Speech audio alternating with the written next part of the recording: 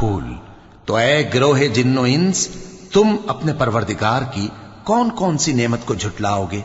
उसी ने इंसान को ठीकरे की तरह खनखनाती मिट्टी से बनाया और जिन्नात को आग के शोले से पैदा किया।